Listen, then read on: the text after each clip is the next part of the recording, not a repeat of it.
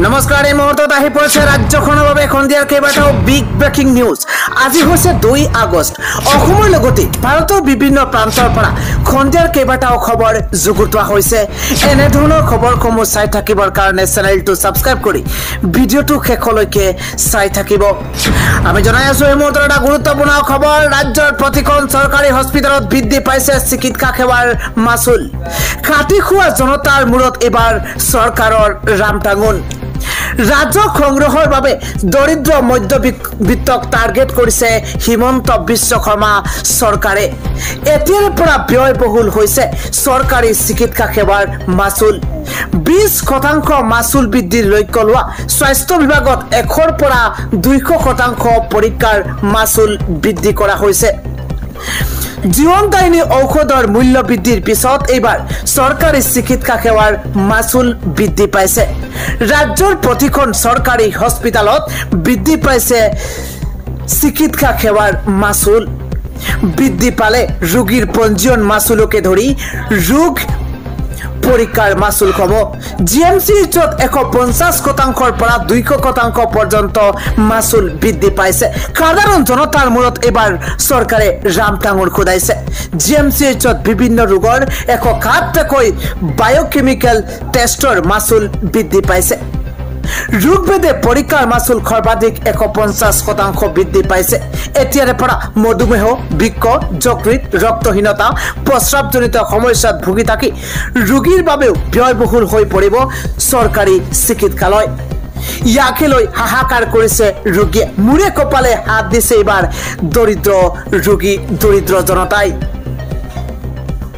জিএমচিএইচত ৰোগীৰ পঞ্জীয়ন মাচুল পূৰ্বৰ 10 টকাৰ পৰিৱৰ্তে এতিয়া 20 টকালৈ বৃদ্ধি পাইছে। একেদৰে পেয়িং কেবিনৰ এদিনৰ মাচুল 1000 টকাৰ বিপৰীতে এতিয়া ভৰিব লাগিব 1200 টকা। হস্পিটেলৰ জেনেৰেল ৱাৰ্ডত ভৰ্তি হোৱা ৰোগীয়ে বিচনাৰ বাবদ দিব লাগিব 20 টকাকৈ। সন্ধিয়াৰ পৰৱৰ্তী আন এক গুৰুত্বপূৰ্ণ খবৰ হৈছে চতুৰালীৰে মুখ্যমন্ত্ৰী হৈছে হিমন্ত বিশ্ব শৰ্মা। এবাৰ চালে চতুৰে মুখ্যমন্ত্ৰী হৈছে হিমন্ত বিশ্ব শৰ্মা। সকলোৱে সৰ্বানন্দ সোণোৱালক মুখ্যমন্ত্ৰী পাতিবৰ বাবেহে ভোট দিছিল বিজেপিক। ল'ৰা ৰজাৰ কাষত মষিমূৰ কৰাৰ বাবে মই ওলাই আহিছো। বিজেপিৰ একাংশই এতিয়া আলফাৰ দৰে আচৰণ কৰিছে। সেইকেইজন কিন্তু কংগ্ৰেছৰ পৰা অহা। দুখ আৰু যন্ত্ৰণাৰে মই আজি দলৰ পৰা অব্যাহতি ল'ব বিচাৰিছো। আমাৰ দৰে কৰ্মীক অসন্মানিত কৰিলে কোনোবা নহয় কোনোবা ওলাই আহিব লাগিব। মোৰ বলিদানে যাতে হাজাৰ কৰ্মীক চৰকাৰে সন্মান দিয়ে। মই ৰাজনীতি কৰা মানুহ, মোক দলে অনাদৰ কৰিছে।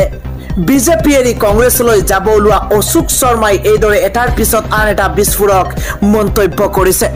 পৰৱৰ্তী খবৰ, ৰাহুল গান্ধীৰ জাতি কি? যাক লৈ এতিয়া প্ৰশ্ন উত্থাপন হৈছে। ৰাহুল গান্ধীৰ জাতি কি? উত্তৰ দিয়ক। ৰাহুল গান্ধী এক আচৰিত ধৰণৰ বস্তু,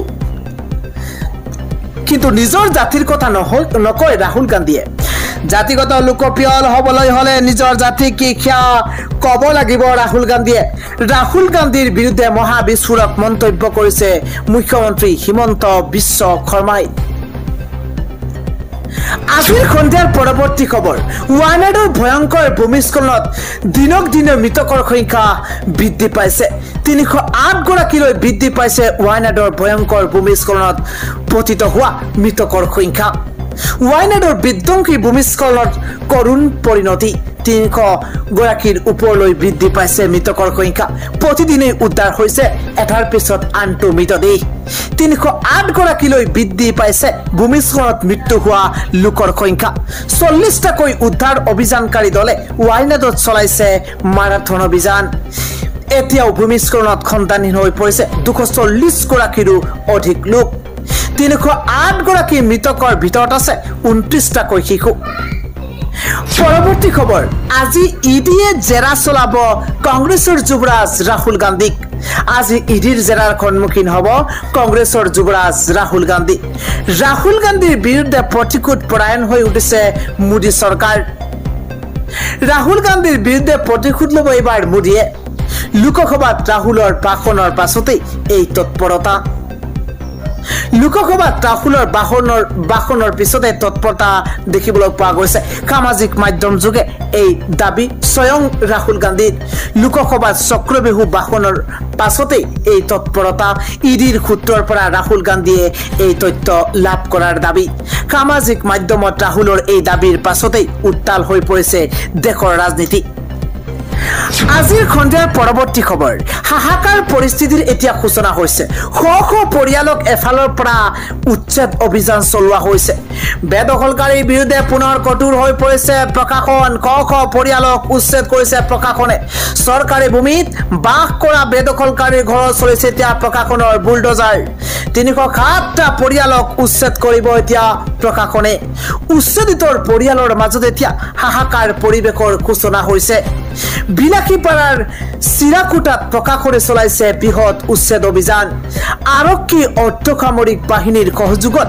এই পদক্ষেপ হাতত লৈছে ইফালে বেদখলকাৰীৰ বিৰুদ্ধে পুনৰ কঠোৰ হৈ পৰিছে প্ৰশাসন পৰৱৰ্তী খবৰ ৰাজ্যিক বিজেপিত মুকলি বিদ্ৰোহ এতিয়া আৰম্ভ হৈছে ৰাজ্যিক বিজেপিত কাৰ্যত মুকলি বিদ্ৰোহ আৰম্ভ সামাজিক মাধ্যমত প্ৰাক্তন সভাপতিসকললৈ পত্ৰ কাৰ্যনিৰ্বাহক সদস্যৰ সামাজিক মাধ্যমত প্ৰাক্তন সভাপতিসকললৈ পত্ৰ কাৰ্যনিৰ্বাহক সদস্যৰ ৰাজীন গোহাঁই অশোক শৰ্মাৰ পাছতে মুকলি বিসম্বাদ মনোজ কুমাৰ মহন্তৰ প্ৰাক্তন ৰাজ্যিক সভাপতিসকললৈ মুকলি পত্ৰ লিখিছে মহন্তই দলৰ এই দুৰ্যোগৰ কালত জ্যেষ্ঠ নেতাসকলক খৰব হ'বলৈ আহ্বান জনোৱা হৈছে সৰ্বানন্দ সোণোৱালক মুখ্যমন্ত্ৰী পাতিবলৈহে অসমৰ জনতাই ভোট দিছিল হিমন্ত বিশ্ব শৰ্মাই কংগ্ৰেছৰ পৰা আনি পুৰণিসকলক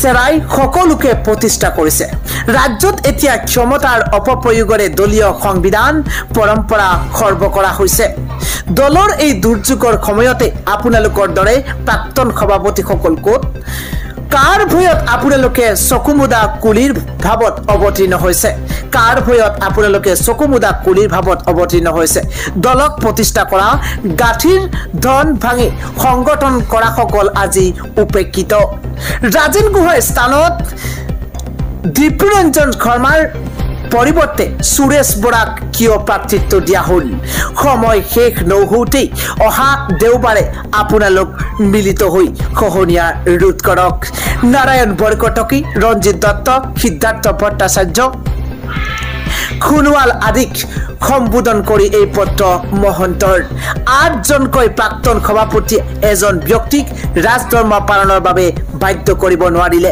এজন ব্যক্তিক সংস্কাৰ সংবিধান দলীয় মৰ্যাদা শিকাব নোৱাৰিলে আপোনালোকে ৰাজ্যিক বিজেপিত কাৰ্যত এতিয়া মুকলি বিদ্ৰোহ আৰম্ভ হৈছে আজিৰ খণ্ডৰ পৰৱৰ্তী খবৰ আব্দুল কালামৰ নামত হ'ব লাগে ৰূপসী বিমানবন্দৰৰ নাম এই দাবী জনাইছে এআইইউডিএফ প্ৰধান বদৰুদ্দিন আজমলে আমি জনাই আছো এটা বিশেষ খবৰ ৰূপসী বিমানবন্দৰৰ নাম আব্দুল কালামৰ নামত কৰাৰ দাবী জনাইছে আজমলে ৰূপসী বিমানবন্দৰৰ নাম কালীচৰণ ব্ৰহ্মদিয়াৰ সিদ্ধান্ত কেবিনেটৰ আব্দুল কালামৰ নামত হ'ব লাগে ৰূপসী বিমানবন্দৰৰ নাম এপিজে আব্দুল কালামৰ নাম দিয়া হলে খুশি হ'ব অসমবাসীৰ লগতে দুবুৰীবাসী চৰকাৰে বিষয়টো পুনৰ বিবেচনা কৰক এই মন্তব্য কৰিছে দুবুৰীৰ প্ৰাক্তন সাংসদ গৰাকীয়ে আজিৰ খণ্ডিয়াৰ শেষৰটো খবৰ পানীত পৰি প্ৰতিদিনে মৃত্যু হয় 350 জন লোকৰ স্বাস্থ্য সংস্থাৰ এক বিশেষ প্ৰতিবেদনত এই তথ্য পোহৰলৈ আহিছে